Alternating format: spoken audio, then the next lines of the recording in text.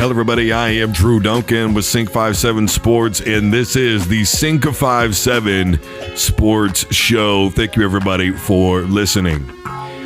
Look, before I get into Ohio State and Indiana, some of the main ins and outs of this game, I want you to understand something.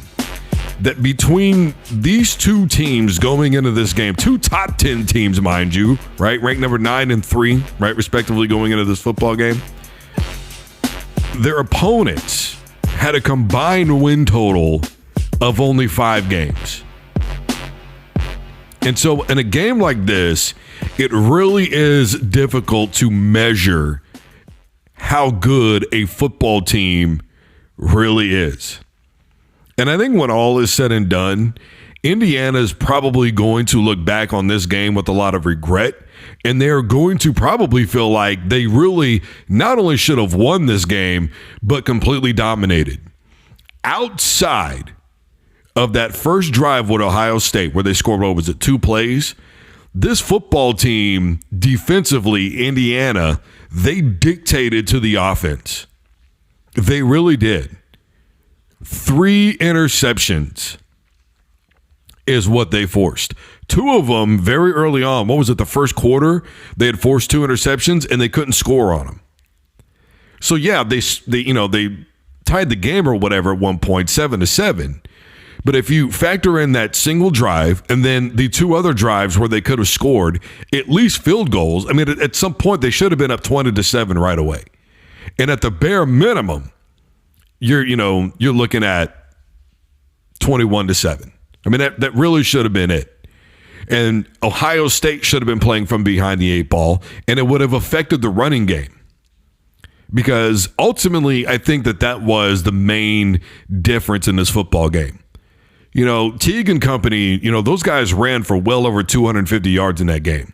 And every time Indiana would start to creep back into it, Ohio State would put together a long drive, run a lot of clock off. They would, separate the score again. And even though Indiana came back, right, Ohio State being able to chew up the clock, they really took a lot of time off the clock. And, I can't understand for the life of me why it ended up being a moot point, but why at the end of that game, when they went for it on 4th down, they just didn't simply run the football.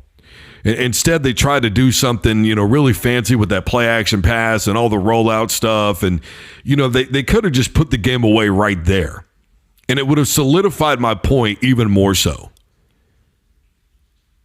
And even then, at the bare minimum, they killed the clock. And so because they were able to kill the clock, the enemy is the clock after a while in a game of football, especially when you're constantly playing from behind the way that Indiana did.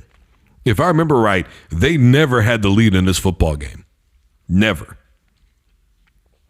Ohio State had a pretty good second quarter, but when you look back at it, Indiana should have dominated this football game.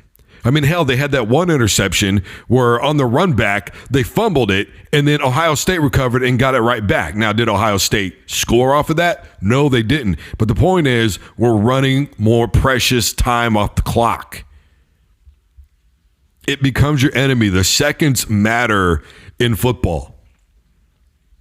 And I don't think it was necessarily play calling from Indiana, but I'm going to tell you, they really should have ran the football a lot more than what they did. I mean, for the majority of that second half of the game, they were -5 yards running the football, and they basically all but abandoned the idea of running the football. I mean, hell, when it was still a close game, they were consistently just trying to throw the ball down the field. Why? Why were you so adamant that our game is we're going to light up the scoreboard? And look, Penix played pretty good, but, the turnovers, the drop passes, they had penalties. They had the fumble that happened down inside the red zone. I feel bad for Indiana fans because watching this game, you've got to know that you have a championship caliber defense. They are championship ready. But that offense just wasn't able to execute when they really needed to. And the offense basically beat themselves in this game.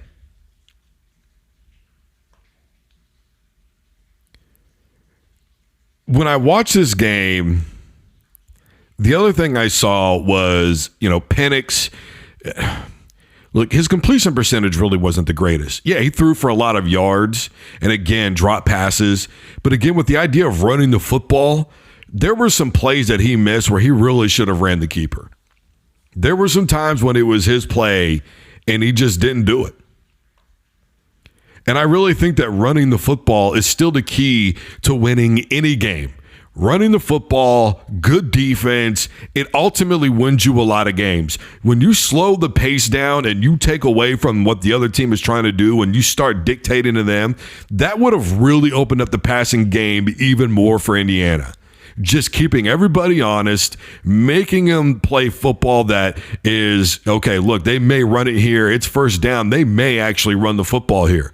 Because they were running play action every now and again, and I just thought, why are you even bothering? It's 2nd and 13. We know that this team at this point in the game is not going to do anything slick like trying to run a draw play.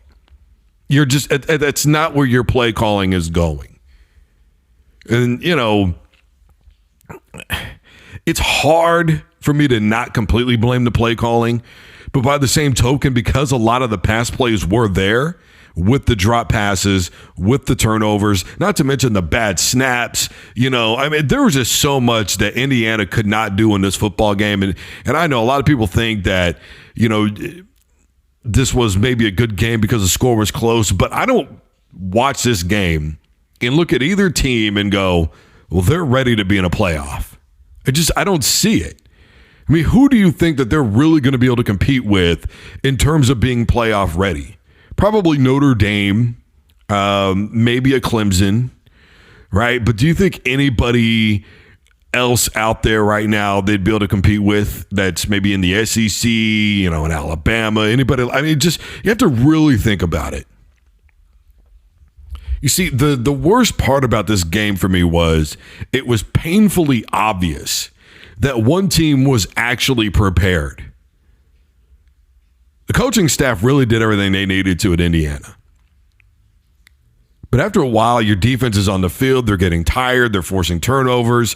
Your team can't capitalize on them. You start getting worn down. You start getting beat up emotionally. You start getting beat up physically. I mean, ultimately, the game is only for so long. You can only do so much, and the clock eventually just runs out on you, and that's what happened to Indiana. But I wasn't impressed with either team, to be perfectly honest with you. Now, I know after a game like this, a lot of people go, well, now there's a blueprint for Ohio State.